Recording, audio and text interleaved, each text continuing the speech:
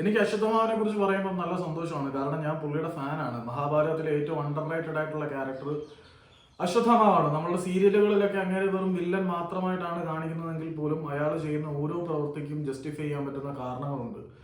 Simply പറഞ്ഞു കഴിഞ്ഞാൽ ഈ ലോകത്തിലെ ഏറ്റവും ശക്തമായിട്ടുള്ള വികാരം സ്നേഹവും പ്രേമവും ഒക്കെ ആണെന്നാണ് പഠിച്ചു വെച്ചിരിക്കുന്നത്. പക്ഷെ അത് പകയും പ്രതികാരവും ആണെന്ന് തെളിയിച്ചത് അശ്വത്ഥമാവ് തന്നെയാണ്.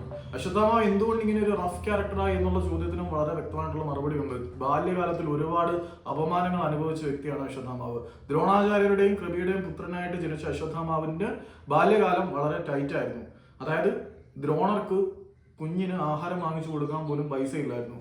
അതുകൊണ്ട് ഈ ഗുരുകുലത്തിൽ വിദ്യ അഭ്യസിക്കുന്ന സമയത്ത് അല്ലെങ്കിൽ കൂട്ടുകാരോടൊപ്പം ഓടിക്കളിക്കുന്ന പ്രായത്തിൽ അദ്ദേഹത്തിന്റെ സുഹൃത്തുക്കള് അരിമാവ് കലക്കി പാലാണെന്ന് പറഞ്ഞ് അശ്വത്ഥമാവിന് സമ്മാനമായിട്ട് കൊടുക്കുന്നുണ്ടായിരുന്നു. ആ അരിമാവ് കലക്കിയത് പാലാണെന്ന് തെറ്റിദ്ധരിച്ച് കുടിച്ച ശേഷം പാല് കുടിച്ച് ഞാൻ ശക്തനായി എന്ന് പറഞ്ഞ് വേഗത്തിൽ ഓടിക്കളിച്ച് അശ്വത്ഥമാവിനെ അദ്ദേഹത്തിന്റെ സുഹൃത്തുക്കൾ കളിയാക്കുന്നുണ്ടായിരുന്നു. നിനക്ക് പാലിന്റെ രുചി പോലും അറിയില്ല, നിന്റെ പിതാവിന് നിനക്ക് പാല് വാങ്ങിത്തരാൻ പോലുമുള്ള സാമ്പത്തിക ശേഷിയില്ല, വെറും അരിമാവും പാലും തമ്മിലുള്ള വ്യത്യാസം അറിയാത്ത നീ എന്തിനാണ് ഇങ്ങനെ ജീവിക്കുന്നത് എന്നൊക്കെ ചോദിച്ച് അദ്ദേഹത്തിന്റെ സുഹൃത്തുക്കൾ കളിയാക്കി ഒരുപാട് ടീസ് ചെയ്തിട്ടുണ്ട്.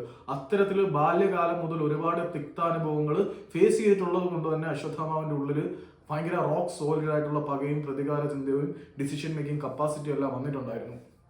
പലപ്പോഴും ഈ പ്രതികാരം അദ്ദേഹത്തിനെ മോട്ടിവേറ്റ് ചെയ്യുന്നുണ്ട്. അത് തന്നെയാണ് അദ്ദേഹത്തിന് ചില സമയങ്ങളിൽ കൈവിട്ട് പോകുന്നതിന് കാര്യങ്ങളിലേക്ക് നയിക്കുന്നത്. അശ്വത്ഥമാവ് തന്റെ അച്ഛനായ ദ്രോണരോട് ചെന്ന് പറയുന്നുണ്ട്, എന്റെ സുഹൃത്തുക്കൾ ഇങ്ങനെ കളിയാക്കുന്നുണ്ട്, എനിക്ക് അത്യാവശ്യം നല്ല രീതിയിൽ ജീവിക്കാൻ ആഗ്രഹമുണ്ടെന്ന്. അപ്പം ദ്രോണർ അദ്ദേഹത്തിന്റെ ബാല്യകാല സുഹൃത്തായ പഞ്ചാല നരേശനായിട്ടുള്ള ദ്രുപദന്റെ അടുത്തേക്ക് സഹായം അഭ്യർത്ഥിച്ച് ചെല്ലുന്നുണ്ട്. പക്ഷെ അപ്പം ദ്രുപദൻ വളരെ മോശമായിട്ട് ദ്രോണരെ ആക്ഷേപിച്ച് പുച്ഛിച്ച് പരിഹസിച്ച് വിടുന്നുണ്ട്. അതിനെക്കുറിച്ച് പറയുന്നത് അത് വേറെ ഒരു കഥയാണ്. അങ്ങനെ അദ്ദേഹം അവിടുന്ന് അപമാനിതനായി ഇറങ്ങുമ്പം ഒരു പ്രതിജ്ഞ എടുത്തിരുന്നു, നിന്റെ പഞ്ചാല ദേശത്തിന്റെ അർദ്ധഭാഗം ഞാൻ വീണ്ടെടുത്ത് എന്റെ മകന് നൽകും. അങ്ങനെ അവിടെ നിന്ന് രക്ഷപ്പെടുന്ന ദ്രോണര് പിന്നീട് കുരുവംശത്തിലെത്തി ഭീഷ്മരെ കണ്ട് ഈ കൗരവരെയും പാണ്ഡവരെയും കണ്ടെത്തി പരിശീലിപ്പിക്കുന്ന ചുമതല ഏറ്റെടുക്കുന്നു. ആ സമയത്ത് ദ്രോണർ വെച്ചൊരു കണ്ടീഷൻ, ഞാൻ കുരുവംശകുമാരന്മാരെ ഒഴിച്ച് മറ്റാരെയും വിദ്യ അഭ്യസിപ്പിക്കില്ല, പക്ഷെ അതിനോടൊപ്പം എൻ്റെ പുത്രനായ അശ്വത്ഥമാവിനെ കൂടി ഞാൻ എൻ്റെ വിദ്യ പഠിപ്പിക്കും. കാരണം ഈ അച്ഛൻ മകൻ ബോണ്ട് ഭയങ്കരമായിട്ട് നമുക്ക് കാണാൻ പറ്റുന്നത് ഈ അശ്വത്ഥമാവും ദ്രോണരും തമ്മിലാണ്. ദ്രോണറില്ലാതെ ഒരു നിമിഷം പോലും അശ്വത്ഥമാവിന് പറ്റത്തില്ല, ദ്രൗണി ഇല്ലാതെ ഒരു നിമിഷം പോലും ദ്രോണർക്ക് പറ്റില്ല. മഹാഭാരതത്തിലെ ഏറ്റവും തിക്കായിട്ടുള്ള ഫാദർ സൺ റിലേഷൻ ദ്രോണരും അശ്വത്ഥമാവും തമ്മിലുള്ളതാണ്. ഈ യുദ്ധത്തിൽ കാണുന്ന പോലെ അശ്വത്ഥമാവ് അതായത് ദ്രൗണി തുടക്കം മുതലേ പ്രശ്നങ്ങൾ ഉണ്ടാക്കിക്കൊണ്ട് ഇരുന്ന ആളല്ല. ഒരിക്കൽ പോലും അദ്ദേഹം അധർമ്മത്തിന്റെ ഭാഗത്ത് നിൽക്കുന്ന അവസ്ഥ ഉണ്ടായിട്ടില്ല. പക്ഷേ തന്റെ പിതാവിനെ ചതിച്ചു കൊന്നതോട് കൂടിയിട്ടാണ് ദ്രൗണി വേറെ വിഗറസ് ആയിട്ടുള്ള ഒരു ഫോമിലേക്ക് വരുന്നത്. അതൊക്കെ പോട്ടെ, നമ്മൾ അതിലേക്ക് പറഞ്ഞു പോയാൽ ഒരുപാട് കാര്യങ്ങൾ ഡിസ്കസ് ചെയ്യേണ്ടി വരും. ഇനി മഹാഭാരത യുദ്ധത്തിലേക്ക് വരുന്ന ഘട്ടത്തിലേക്ക് എത്തിക്കഴിയുന്നതിന് മുമ്പ് തന്നെ ഇവരുടെ വിദ്യാഭ്യാസ ടൈമിന്റെ കാര്യം പറഞ്ഞല്ലോ. ഇപ്പം പാണ്ഡവരുടെയും കൗരവരുടെയും ഒപ്പം വിദ്യ അഭ്യസിപ്പിച്ചിരുന്ന അശ്വത്ഥമാവ് വളരെ നല്ല രീതിയിൽ പെർഫോം ചെയ്യുന്നുണ്ടായിരുന്നു. വളരെ നല്ല രീതിയിൽ കുരുവംശകുമാരന്മാരെക്കാട്ടിൽ പലതിലും മികവ് കാണിക്കുന്നത് കൊണ്ട് തന്നെ ദ്രോണരെ സംബന്ധിച്ചിടത്തോളം അദ്ദേഹത്തിന്റെ ഏറ്റവും പ്രിയപ്പെട്ട ശിഷ്യനായിട്ടുള്ള അർജുനനോടൊപ്പം തന്നെ പല നിഗൂഢ വിദ്യകളും അശ്വത്ഥമാവിനെ പഠിപ്പിച്ചിരുന്നു. അശ്വത്ഥമാവിന്റെ ജനനം തന്നെ കുതിരയുടെ ശബ്ദത്തോടു കൂടിയായിരുന്നു. അതുകൊണ്ടാണ് അദ്ദേഹത്തിനെ അശ്വത്ഥമാവ് എന്ന് വിളിക്കുന്നത്. പിന്നീട് കുഞ്ഞിക്കാലം മുതലേ അദ്ദേഹത്തിന് കുതിരയുടെ ശക്തിയും വേഗതയും എല്ലാം ഉണ്ടായിരുന്നു. അങ്ങനെയാണ് അശ്വത്ഥമാവ് എന്ന പേര് ഭയങ്കര ഫേമസ് ആവുന്നതും കാര്യങ്ങളൊക്കെ വരുന്നത്. വെറും ഒരു പുൽനാമ്പിൽ നിന്ന് പോലും ബ്രഹ്മശീർ ശാസ്ത്രം തൊടുത്തു വിടാനുള്ള കപ്പാസിറ്റി ഉള്ള അത്ര നിഗൂഢ വിദ്യകൾ അശ്വത്ഥമാവിന് ദ്രോണരെ പഠിപ്പിച്ചിരുന്നു. അതായത് ദിവ്യാസ്ത്രങ്ങളെല്ലാം ദ്രോണരെ പഠിപ്പിച്ചു കൊടുത്തത് അശ്വത്ഥമാവിനും അർജുനനും ആയിരുന്നു എന്ന് പറയുമ്പോൾ തന്നെ നിങ്ങൾക്ക് അറിയാമല്ലോ അശ്വത്ഥമാവ് എത്രമാത്രം ഹീറോ ആയിരുന്നു. അപ്പൊ അത് പാത്രം അറിഞ്ഞേ വിളമ്പാൻ പറ്റത്തുള്ളൂ എന്ന് പറയത്തില്ലേ. മറ്റുള്ളവരെ പഠിപ്പിക്കാത്ത കാര്യങ്ങൾ എന്തുകൊണ്ട് ദ്രൗണിയെയും അർജുനനെയും പഠിപ്പിക്കുന്നു എന്ന് ചോദിച്ചു കഴിഞ്ഞാൽ ഈ രണ്ടാളുകൾക്കും അത് പഠിച്ചെടുക്കാനുള്ള കപ്പാസിറ്റി ഉള്ളത് കൊണ്ടാണ് കൊടുത്തത്. പക്ഷേ ഈ കുഞ്ഞുനാൾ മുതലുള്ള ഫ്രസ്ട്രേഷൻ, നമ്മൾ പറഞ്ഞില്ല അരിമാവിന്റെ കഥ, അന്ന് മുതലുള്ള ഫ്രസ്ട്രേഷൻ അശ്വത്ഥമാവിന്റെ ഉള്ളിൽ കിടക്കുന്നത് കൊണ്ട് എല്ലാം എനിക്ക് നേടണം എന്ന് പറയുന്ന ഒരു ഇൻസ്റ്റിങ്ക്ട് ആളില്, ഇന്റേണൽ ഇൻസ്റ്റിങ്ക്ട് അശ്വത്ഥമാവിന്റെ കയ്യിലുണ്ട്. അതുകൊണ്ട് ആള് പ്രകോപിച്ചു കഴിഞ്ഞാൽ ഭയങ്കര പ്രകോപിതനായി പോകും. അങ്ങനെ മെന്റലി ഇത്തിരി കൺട്രോൾ ഇല്ലാത്ത ആളാണ് അശ്വത്ഥമാവ്. നമ്മളതുകൊണ്ട് നമ്മളുടെ സിമിലർ ക്യാരക്ടറായിട്ട് ആളിനെ കാണാൻ പറ്റും. ഈ പ്രകോപനങ്ങളിൽ വീണു പോകുന്ന ഒരു പ്രശ്നം അശ്വത്ഥമാവിനുണ്ട്. ഇനിയിപ്പോൾ മഹാഭാരത യുദ്ധത്തിലേക്ക് വന്നു കഴിയുമ്പം നമ്മൾ ഈ സീരിയലുകളിലും സിനിമകളിലും ഒക്കെ അശ്വത്ഥമാവിന്റെ റോള് നമ്മൾ കാണുന്നതേ ഇല്ല. പക്ഷേ പാണ്ഡവരുടെ പക്ഷത്തിന് ഏറ്റവും കൂടുതൽ നാശം വരുത്തിയത് അശ്വത്ഥമാവ് തന്നെയാണ്. ഈ ഫേമസ് പേഴ്സണാലിറ്റീസിനെ മറ്റുള്ളവർ തോൽപ്പിക്കുന്ന അവസരങ്ങളിലെല്ലാം മറ്റുള്ളവർ, അതായത് നമ്മൾ അധികം നോട്ട് ചെയ്യാത്ത താരങ്ങളെ മുഴുവൻ കീഴ്പ്പെടുത്തിക്കൊണ്ടിരുന്നത് അശ്വത്ഥമാവാണ്.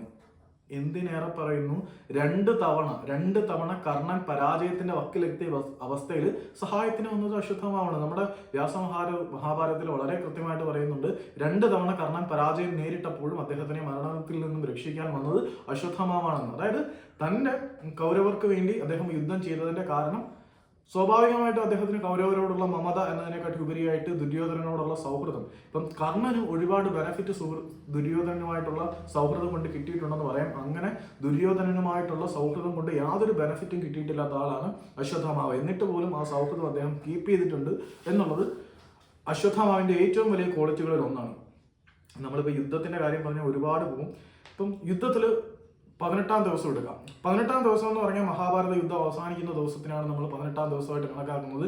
ഈ ഒരു സമയത്ത് നമ്മുടെ തുടക്ക പ്രഹരമേറ്റ് ദുര്യോധനൻ കടക്കുന്ന സാഹചര്യത്തിൽ കൗരവപക്ഷത്ത് 3 പേരെ അതിജീവിക്കുന്നുള്ളൂ. ഒന്ന് കൃതകർമാവ്, അശ്വത്ഥാമാവ്, കൃപർ. ഈ 3 പേര് മാത്രമേ അതിജീവിക്കുന്നുള്ളൂ. അപ്പം ആള് കാണാൻ ചെല്ലുന്ന ആരെയാണ്? ദുര്യോധനനെ കാണാൻ ചെല്ലുമ്പം ദുര്യോധനന്റെ തുട മുഴുവൻ തകർന്നു കിടക്കുകയാണ്. ആ സമയത്ത് അശ്വത്ഥമാവ് പറയുന്നുണ്ട്, എൻ്റെ പിതാവ് മരിച്ചപ്പോഴാണ് ഞാൻ എൻ്റെ ജീവിതത്തിൽ ഏറ്റവും കൂടുതൽ ദുഃഖം അനുഭവിച്ചത്. അതിനേക്കാട്ടിൽ ദുഃഖം നിന്റെ അവസ്ഥ കണ്ടിട്ട് എനിക്ക് അനുഭവിക്കേണ്ടി വരുന്നുണ്ട്. നീ ധർമ്മിയാണ്, നീ ധർമ്മിഷ്ഠനാണ്, മറ്റുള്ളവർക്ക് ഒരുപാട് ദാനധർമ്മങ്ങൾ ചെയ്തിട്ടുണ്ട്. ദുര്യോധനന്റെ ഭാഗത്ത് ഒരുപാട് പോസിറ്റീവ് സൈഡ് ഉണ്ട്, അത് നമുക്ക് പിന്നെ പറയാം. പക്ഷേ ഇതിനു മുമ്പ് അശ്വത്ഥാമാവിന്റെ കൺട്രോൾ എപ്പോൾ മുതലാണ് പോയി തുടങ്ങേണ്ടത് എന്ന് പറഞ്ഞു കഴിഞ്ഞാൽ, അദ്ദേഹത്തിന്റെ പിതാവായ ദ്രോണരെ യുധിഷ്ഠിരൻ എന്ന് പറയുന്ന ധർമ്മിഷ്ഠനായിട്ടുള്ള രാജാവ് കള്ളത്തരം പറഞ്ഞ് അധർമ്മത്തിലൂടെ ചതിയിലൂടെ കൊന്നു. അന്ന് മുതൽ അശ്വത്ഥാമാവിന്റെ റിലേ പോയി. അശ്വത്ഥാമാവ് ഭയങ്കര പ്രതികാരദാഹിയായി തുടങ്ങി. ഞാൻ നമ്മുടെ വീഡിയോയുടെ തുടക്കത്തിൽ പറഞ്ഞല്ലോ, അശ്വത്ഥാമാവ് ഭയങ്കര ശിവഭക്തനാണെന്ന്. അതുകൊണ്ട് തന്നെ ശിവന്റെ വാളാണ് അശ്വത്ഥാമാവിന്റെ കയ്യിലിരിക്കുന്നത്. ശിവൻ കൊടുത്ത വാളാണ്. പഞ്ചാക്ഷരി മന്ത്രമായിട്ടാണ് എപ്പോഴും അശ്വത്ഥാമാവ് നടക്കുന്നത്. ഓം നമഃ ശിവായ പറഞ്ഞുകൊണ്ടാണ് അശ്വത്ഥാമാവ് എപ്പോഴും നടക്കുന്നത്. ഭയങ്കര രുദ്ര മൈൻഡഡ് ആണ്. അദ്ദേഹത്തിന്റെ വാളിൽ കാലനിരിക്കുന്നു. രുദ്രരൂപം കൊണ്ട് അശ്വത്ഥാമാവിനെ തടക്കാൻ കൃഷ്ണന് പോലും കഴിയില്ല എന്ന് കൃഷ്ണൻ പറഞ്ഞതുകൊണ്ടാണ്, കൃഷ്ണൻ അറിയാം, അതുകൊണ്ടാണ് മഹാഭാരത യുദ്ധം അവസാനിക്കുന്ന ദിവസം പാണ്ഡവരെയും സാത്വികയെയും യുധിഷ്ഠിരനെയും കൊണ്ട്, അതായത് തന്റെ ഏറ്റവും പ്രിയപ്പെട്ട ആളുകളെയും കൊണ്ട് നമ്മൾ മറ്റേ കുരുക്ഷേത്ര ഭൂമിയിൽ നിൽക്കണ്ട, നമുക്ക് ഓഘവതി നദിയുടെ തീരത്തേക്ക് പോകാമെന്നും പറഞ്ഞ് കൃഷ്ണൻ തന്റെ പ്രിയപ്പെട്ടവരെ എല്ലാം കൊണ്ട് പോയത്. അതേസമയം യുദ്ധം അവസാനിച്ചിട്ടില്ലല്ലോ, 3 പേര് അവശേഷിക്കുന്നുണ്ടല്ലോ കൗരവപക്ഷത്ത്. ദുര്യോധനനെ ചെന്ന് കാണുന്ന സമയത്ത് ദുര്യോധനനോട് അശ്വത്ഥാമാവ് പറയുന്നതാണ്, സുഹൃത്തെ, നീ ധർമ്മിഷ്ഠൻ തന്നെയാണ്. ഈ പാണ്ഡവരത്ര മാന്യന്മാരൊന്നുമല്ല. അവർ അധർമ്മത്തിലൂടെയാണ് എന്റെ പിതാവിനെ കീഴ്പ്പെടുത്തിയത്. ഗദായുദ്ധത്തിൽ തുടക്കി താഴേക്ക് പ്രഹരിക്കാൻ കഴിയില്ലാഞ്ഞിട്ട് പോലും, അരയ്ക്ക് താഴേക്ക് പ്രഹരിക്കാൻ കഴിയില്ല എന്നിട്ട് പോലും നിന്റെ തുട ആണ് അവർ അടിച്ചു തകർത്തിയത്. നിന്നെ വളരെ മോശമായിട്ടാണ് അവർ ട്രീറ്റ് ചെയ്തത്. ബലരാമന് മാത്രമേ ഉള്ളൂ ഇത്രയെങ്കിലും നന്മയും ധർമ്മബോധവും ഒക്കെ ഉള്ളത്. ആ ബലരാമന്റെ പ്രിയപ്പെട്ട ശിഷ്യനാണ് നീ. മറ്റുള്ളവർ, കൃഷ്ണൻ ഉൾപ്പെടെ, കൃഷ്ണനും യുധിഷ്ഠിരനും പഞ്ചപാണ്ഡവരും എല്ലാവരും അധർമ്മികൾ തന്നെയാണ്. ആ അധർമ്മികളോട് ഞാൻ യുദ്ധം ചെയ്യും, അതിനുള്ള ആജ്ഞ നീ എനിക്ക് തരൂ എന്ന് പറയുമ്പോൾ ദുര്യോധനൻ കൃതകർമാവിനോട് പറയും, ഒരു കുടത്തിൽ വെള്ളം കൊണ്ടുപോവാ. അങ്ങനെ ആ 3 പേര്, കൗരവപക്ഷത്ത് ശേഷിക്കുന്ന 3 പേരുടെ സൈന്യാധിപനായിട്ട് അശ്വത്ഥാമാവിനെ നിയമിക്കും. എന്നിട്ട് യുദ്ധത്തിന് പറഞ്ഞുവിടും. എങ്ങനെ അവരെ തീർക്കണം എന്ന് അശ്വത്ഥാമാവ് ആലോചിച്ചുകൊണ്ടിരിക്കുന്ന സാഹചര്യത്തിലാണ് ഒരു രാത്രിയല്ല, പകല് മൂങ്ങകൾക്ക് കണ്ണ് കാണാൻ പറ്റത്തില്ല. രാത്രി മൂങ്ങകൾ ഭയങ്കര പവർഫുൾ ആണ്. ഈ കാക്കകളെല്ലാം കൂടിയിട്ട് പകൽ സമയത്ത് മൂങ്ങയെ ക്രൂരമായിട്ട് ആക്രമിക്കുന്നു. പക്ഷെ രാത്രി കണ്ണ് കാണാൻ പറ്റുന്ന സമയമായപ്പം മൂങ്ങ വന്ന് ഒറ്റയ്ക്ക് ഈ കാക്കകളെ മുഴുവൻ തിന്നു തീർക്കുന്നു. അപ്പം അശ്വത്ഥാമാവിന് ബോധം വന്നു, എങ്ങനെയാണ് താൻ യുദ്ധം ചെയ്യേണ്ടത് എന്നതിനെ കുറിച്ചുള്ള കൃത്യമായിട്ടുള്ള ബോധം അശ്വത്ഥാമാവിന് വന്നു. രാത്രിയിൽ യുദ്ധം ചെയ്യാൻ തനിക്ക് പറ്റും. താൻ ശിവന്റെ ഏറ്റവും പ്രിയപ്പെട്ട ഭക്തനാണ്. ശിവനെ അദ്ദേഹം പ്രാർത്ഥിച്ചു തുടങ്ങി. ശിവന്റെ അനുഗ്രഹം വാങ്ങിച്ചുകൊണ്ട് യുദ്ധത്തിന് ഇറങ്ങുവാണ്. പക്ഷെ മറ്റുള്ളവർക്ക് ബ്രാഹ്മണരെ കൊല്ലാൻ പേടിയാണ്. പക്ഷെ അശ്വത്ഥാമാവൻ അങ്ങനെ പേടിയും കാര്യങ്ങളും ഒന്നുമില്ല. ചൈൽഡ്ഹുഡ് മുതലേ അദ്ദേഹം അപമാനങ്ങളും അനീതികളും അനുഭവിച്ചു വരുന്നത് കൊണ്ട് തീർക്കണം എന്ന് തീരുമാനിച്ചാൽ തീർക്കാനുള്ള മൈൻഡ് സെറ്റ് എപ്പോഴും അശ്വത്ഥാമാവനോടുണ്ട്. അങ്ങനെ ഈ വിജയം ആഘോഷിക്കുന്ന പാണ്ഡവരെല്ലാം കൂടി കൗരവരുടെ കൊട്ടാരത്തിലേക്ക് കടന്നു ചെന്ന് അവിടെ ഈ സുഗന്ധലേപനങ്ങളും പിന്നെ അവിടെയുള്ള ദാസിമാരെയൊക്കെ യൂസ് ചെയ്ത് അത്യാവശ്യം സുഖിച്ച് അവിടെ കിടക്കുവാണ്. ഈ സുഖിച്ച് കിടക്കുന്ന കൂട്ടത്തിൽ പ്രധാനമായിട്ടും അശ്വത്ഥാമാവിന്റെ ശത്രു ആരാണ്? ദൃഷ്ടദ്യുമ്നനാണ്. തന്റെ പിതാവായിട്ടുള്ള ദ്രോണരെ ചതിച്ചു കൊന്ന ദൃഷ്ടദ്യുമ്നെ കൊല്ലുക എന്ന ലക്ഷ്യത്തോടു കൂടി പാണ്ഡവരുടെ ശിബിരത്തിലേക്കും കൗരവരുടെ കൊട്ടാരം അവർ കീഴ്പ്പെടുത്തി അവിടെ കയറി തുടങ്ങാം. അതായത് കൊട്ടാരം എന്നല്ല പറയേണ്ടത്, കൗരവരുടെ ശിബിരം. കൗരവരുടെ ശിബിരത്തിലും പാണ്ഡവർ കയറി പാർപ്പ് തുടങ്ങി. അതായത് പാണ്ഡവരുടെ സൈന്യം കയറി പാർപ്പ് തുടങ്ങി. അവരുടെ അർമാദവും വാദ്യഘോഷങ്ങളും തൈലങ്ങളും ലേപനങ്ങളും ഒക്കെ പുരട്ടിക്കൊണ്ട് കിടക്കുന്ന അവസ്ഥയാണ്. അപ്പം രാത്രിയിൽ അങ്ങോട്ട് കടന്നു ചെല്ലുമ്പം ഈ കൃപർക്കും കൃതകർമാവിനും രാത്രിയിൽ ഉറങ്ങിക്കിടക്കുന്ന ബ്രാഹ്മണനെ കൊല്ലാൻ പേടിയാണ്. കാരണം എനിക്ക് ശാപം കിട്ടുമല്ലോ. അപ്പം അശ്വത്ഥമാൻ അങ്ങനെയൊന്നുമില്ല. ശാപമല്ല, എന്ത് മാങ്ങ കിട്ടിയാലും എൻ്റെ സുഹൃത്തിന് വേണ്ടി ഞാൻ പ്രതികാരം ചെയ്യും എന്നുള്ള ഉദ്ദേശത്തോടു കൂടി ആ ശിബിരത്തിലേക്ക് കടന്നു ചെല്ലുന്നു. ആദ്യം തന്റെ തപശക്തി കൊണ്ട് അദ്ദേഹം ആരെ കണ്ടെത്തുന്നു? ദൃഷ്ടദ്യുമ്നനെ കണ്ടെത്തുന്നു. ദൃഷ്ടദ്യുമ്നൻ അവിടെ ഇങ്ങനെ സുഖിച്ച് ആസനസ്ഥനായിട്ട് പട്ടുമത്തേ കടന്ന് ഉറങ്ങുന്ന കാണുമ്പോൾ ദ്രൗണിക്ക് കലിപ്പങ്ങോട്ട് കയറും. തന്റെ പിതാവിനെ ചതിച്ചു കൊന്നവനാണ് ഇവൻ. അവനെ പിൻകാല് കൊണ്ട് ചവിട്ടി ഉണർത്തിയ ശേഷം കഴുത്തിൽ പിടിച്ച് തൂക്കിയെടുത്ത് താഴോട്ട് അടിച്ചു ചവിട്ടി കൂട്ടാൻ തുടങ്ങി. ആ സമയത്ത് ദ്രൗണി പറയുന്നുണ്ട്, ദ്രൗണിയോട് ദൃഷ്ടദ്യുമ്നൻ പറയുന്നുണ്ട്, എടാ മോനെ, എനിക്ക് സ്വർഗത്തിൽ പോകണം, യുദ്ധത്തിൽ എന്ന പോലെ നീ എന്നെ ആയുധം ഉപയോഗിച്ച് കൊല്ലും. അപ്പൊ പറയും, ഗുരുഘാതനാണ് ദൃഷ്ടദ്യുമ്ന നീ, നിനക്കതുകൊണ്ട് സാധാരണ രീതിയിൽ വീരമരണം അർഹിക്കുന്നില്ല. നീ എന്റെ കരങ്ങൾ കൊണ്ട് ഇഞ്ചിഞ്ചായി മരിക്കണം, ആയുധങ്ങൾ കൊണ്ട് കൊന്ന് നിന്നെ യുദ്ധനീതിയിൽ സ്വർഗത്തിലേക്ക് അയക്കാൻ ഞാൻ ആഗ്രഹിക്കുന്നില്ല എന്ന് പറഞ്ഞ് താഴെ ഇട്ട് ചവിട്ടി അരച്ചാണ് ദൃഷ്ടദ്യുമ്നനെ കൊല്ലുന്നത്. അതിനുശേഷം പാണ്ഡവരാണെന്ന് തെറ്റിദ്ധരിച്ചിട്ടാണ് കേട്ടോ, പാണ്ഡവരാണെന്ന് തെറ്റിദ്ധരിച്ച് ഉപപാണ്ഡവരെ മുഴുവൻ, അതായത് പാണ്ഡവർക്ക് ദ്രൗപദിയിലുണ്ടായ പാണ്ഡവരുടെ അതേ ഫിസിക്കും കപ്പാസിറ്റിയും ഉള്ള കുറച്ച് മക്കളുണ്ടായിരുന്നു. ഈ മക്കളെ മൊത്തം ഉറക്കത്തിലങ്ങ് തീർത്തു. എന്നിട്ട് ആ ശിബിരത്തിലുണ്ടായിരുന്ന സകല എണ്ണത്തിലെയും പാണ്ഡവരുടെ യുദ്ധത്തിൽ അവർ വിജയിച്ച ശേഷം അവശേഷിച്ച സകല സാധനങ്ങളും ഒറ്റ രാത്രി കൊണ്ട് അശ്വത്ഥമാവ് ഇല്ലാതാക്കുന്നു. ആ ശിബിരം വിട്ട് പുറത്തേക്ക് ഇറങ്ങുന്ന ആളുകളെ കൃപരും കൃതകർമാവും ചേർന്ന് കൊല്ലുന്നുണ്ട്.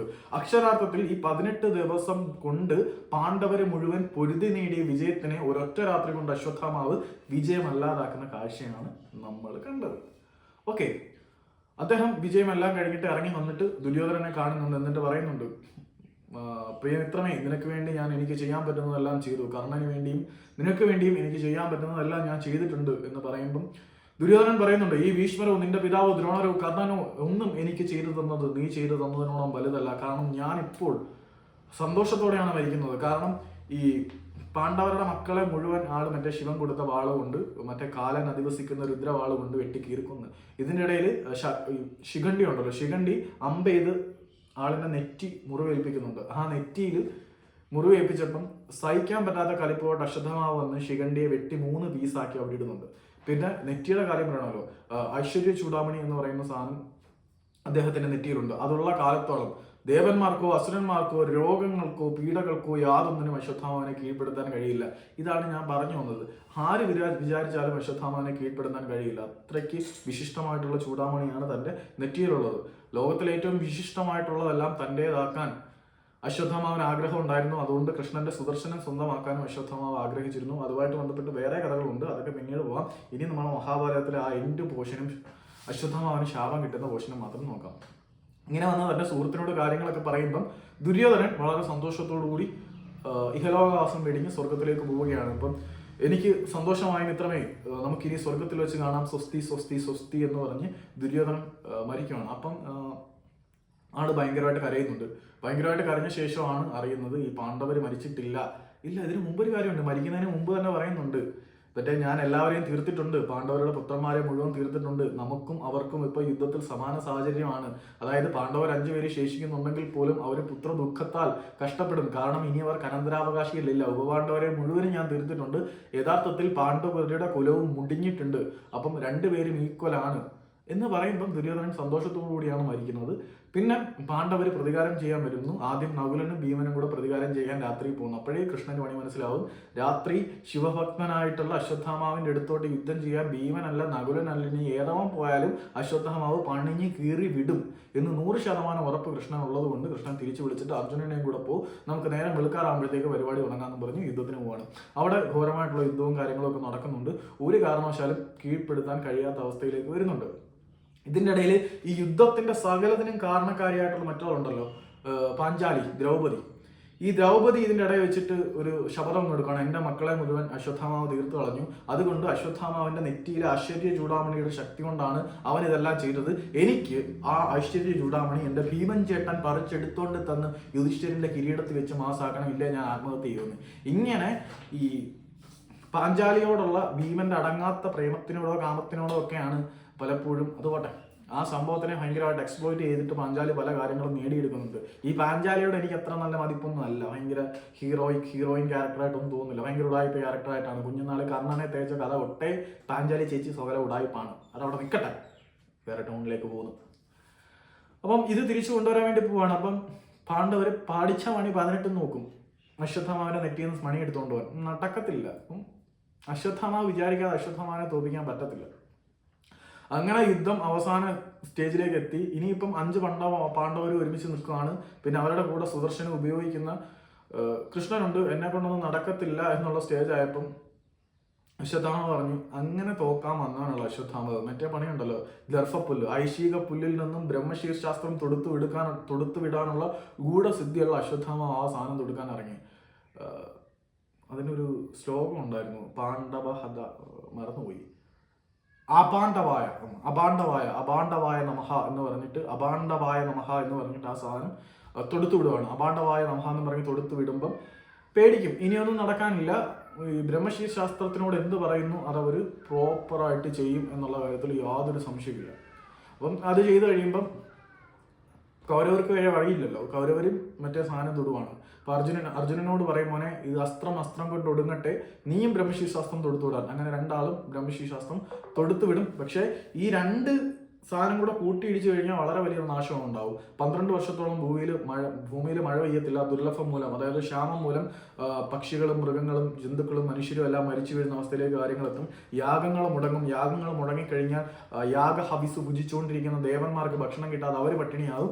അങ്ങനെ ഈ നാരദനും വ്യാസനും അങ്ങനെ കുറെ മഹർഷിമാരെല്ലാം കൂടെ ഇടയ്ക്ക് വന്ന് നിന്നിട്ട്, മക്കളെ ഇത് ശരിയല്ല, ഇത് പിൻവലിക്കണം, മാങ്ങയാണ് തേങ്ങയാണെന്നൊക്കെ പറയും. അപ്പം അർജുനൻ സ്ഥാനം പിൻവലിക്കാൻ റെഡിയാവും. അശ്വത്ഥാമാവിന് അതിനുള്ള കപ്പാസിറ്റി ഇല്ല. കാരണം അശ്വത്ഥാമാവിനെ ഇപ്പോൾ ലീഡ് ചെയ്തുകൊണ്ടിരിക്കുന്നത് കോപമാണ്. സ്വയം കൺട്രോൾ ഇല്ല. ഞാൻ ആദ്യം പറഞ്ഞല്ലോ, സെൽഫ് കൺട്രോൾ ഇല്ലാത്ത ഒരു പ്രശ്നം അശ്വത്ഥാമാവിനുണ്ട്. എനിക്കതുണ്ട്, നമുക്ക് എല്ലാവർക്കും ഉണ്ട്, കുറെ ആളുകൾക്കെങ്കിലും ഉണ്ട്. അപ്പം ഇതിന് എന്തെങ്കിലും ഒരു പരീക്ഷ ഉണ്ടോ, എന്ത് ചെയ്യാൻ പറ്റുമെന്ന് ചോദിച്ചു കഴിഞ്ഞാൽ ഇതിനാകെയുള്ള ഒരു മാർഗ്ഗം എന്താണെന്ന് പറഞ്ഞാൽ വേറെ ആരെങ്കിലും നേരെ ഇത് ഡൈവേർട്ട് ചെയ്ത് വിടുക എന്നുള്ളതേ ഉള്ളൂ. അപ്പോൾ അശ്വത്ഥാമാവ് തീരുമാനിക്കുന്നുണ്ട് ഡൈവേർട്ട് ചെയ്ത് വിടണം. അപ്പോൾ ആരുടെ നേരെ ഡൈവേർട്ട് ചെയ്ത് വിടണം? വഴിതിരിച്ചു വിടാം. എവിടെ? ഉത്തരയുടെ ഗർഭത്തിലേക്ക്. പാണ്ഡവരുടെ അവശേഷിക്കുന്ന പാരമ്പര്യം അല്ലെങ്കിൽ അവശേഷിക്കുന്ന രക്തബന്ധമായിട്ടുള്ള അർജുനന്റെയും സുഭദ്രയുടെയും പുത്രനായിട്ടുള്ള അഭിമന്യുവിന്റെ വൈഫാണ് ഉത്തര. അഭിമന്യുവിന്റെ പത്നിയായിട്ടുള്ള ഉത്തര ഗർഭിണിയാണ്, പരീക്ഷിത്താണ് വയറ്റിലിരിക്കുന്നത്. അപ്പൊ അതിലേക്ക് തിരിച്ചു വിടുക എന്നുള്ള തീരുമാനത്തിലേക്ക് ആരെത്തുന്നുണ്ട്? അശ്വത്ഥമാവ് എത്തുന്നുണ്ട്. അപ്പം കൃഷ്ണൻ ഇറങ്ങി ഉപദേശം കൊടുത്തിട്ട് ശപിക്കും. കൃഷ്ണന്റെ ഗീതോപദേശം ഉണ്ടല്ലോ, ആ ഗീതോപദേശങ്ങളും കാര്യങ്ങളും എത്തുമ്പോൾ എല്ലാ കാര്യങ്ങളും ഓർമ്മിപ്പിക്കും. നിന്റെ അച്ഛന് നീ പണ്ട് വാക്ക് കൊടുത്തിട്ടുണ്ടായിരുന്നു, ഈ സാധനം, ഈ ബ്രഹ്മശീർശാസ്ത്രം മനുഷ്യർക്ക് നേരെ പ്രയോഗിക്കില്ല എന്ന്, എന്നിട്ട് നീ മനുഷ്യർക്ക് നേരെ പ്രയോഗിച്ചു. ഇപ്പം എന്താ ചെയ്യുന്നത്? പിന്നെ ഇപ്പം നീ ഉത്തരയുടെ ഗർഭത്തിലേക്ക് സാധനം വഴിതിരിച്ചു വിട്ടു, നീ കാണിക്കുന്നത് ശരിയല്ല, മാങ്ങയാണ് തേങ്ങയാണ്. അപ്പം പിതാവിന് കൊടുത്ത വാക്ക് തെറ്റിച്ചതിനുള്ള ആ ഒരു പ്രശ്നം മൂലം, അതായത് സ്വയം തെറ്റ് ചെയ്തു എന്നുള്ള ബോധം മൂലം ഈ സാധനം ചൂടാമണി ഊരി നിങ്ങൾ കൊണ്ടുവന്ന് പറഞ്ഞ് കൊടുക്കുന്നു. അങ്ങനെയാണ് പുള്ളിക്ക് വീണ്ടും രോഗങ്ങളും സാധനങ്ങളൊക്കെ വരുന്നത്. അപ്പം കൃഷ്ണൻ ശപിക്കുവാണ്, നീ മരിക്കാതെ ചിരഞ്ജീവിയായിട്ട് ഇങ്ങനെ ജീവിക്കേണ്ടി വരട്ടെ, നിന്റെ ശരീരം മുഴുവൻ വ്രണങ്ങളായി പഴുക്കട്ടെ, നീ ഇങ്ങനെ ചിരഞ്ജീവിയായിട്ട് മരണത്തിനെ കാത്ത് കഴിയട്ടെ. അപ്പൊ ഇതിൽ നിന്നുള്ള ശാപമോക്ഷം എന്താണെന്ന് ചോദിക്കുമ്പോഴാണ് പറയുന്നത്, ഇനി കലിയുഗത്തിൽ ഞാൻ അവതരിക്കും, കൽക്കിയ അവതരിക്കും, അന്ന് നീ എൻ്റെ പ്രൊട്ടക്ഷന് വേണ്ടി ഉണ്ടായിരിക്കണം. അങ്ങനെ പറഞ്ഞിട്ടാണ് അശ്വത്ഥമാവിന്റെ അവസാനം. അശ്വത്ഥമാവ് മരിക്കുന്നില്ല. ഇപ്പോഴും നമുക്കിടയിൽ കലിയുഗത്തിൽ അശ്വത്ഥമാവ് എവിടെയോ മറിഞ്ഞിരിക്കുന്നുണ്ട് എന്നാണ് പുരാണങ്ങളൊക്കെ പറയുന്നത്. എനിക്ക് സംഭവം ഭയങ്കര ബോറായിട്ട് തോന്നുന്നുണ്ട്. കുറച്ച് സെറ്റായി കഴിഞ്ഞ് ഇതിന് അത്യാവശ്യം റെസ്പോൺസ് ഉണ്ടെങ്കിൽ നമ്മൾ ഫാനിക്കലിനകത്ത് AI ടെക്നോളജി ഉപയോഗിച്ചിട്ട് അശ്വത്ഥമാവിന്റെ കഥ മുഴുവൻ പ്രോപ്പറായിട്ട് ചെയ്യാം. ഇത് നിങ്ങൾ ആരും മുഴുവൻ കാണുമെന്ന് എനിക്ക് തോന്നുന്നില്ല. ആരെങ്കിലും മുഴുവൻ കാണുവാണെങ്കിൽ ഒന്ന് ജസ്റ്റ് കമൻറ്റ് ചെയ്തേക്കുക. ഇപ്പം വലിയ സ്റ്റോറി ആയിട്ട് ഏതെങ്കിലും ടോപ്പിക്ക് മിസ്സായിട്ടുണ്ടോ എന്ന് എനിക്കറിയില്ല. അപ്പം ഇതാരെങ്കിലും അവസാനം വരെ കണ്ടിട്ടുണ്ടെങ്കിൽ വളരെ വളരെ നന്ദി. ഇത്രയും സമയം എൻ്റെ തള്ളു കേട്ടിരുന്നതിന് ഒരുപാട് നന്ദിയുണ്ട്. Thank you.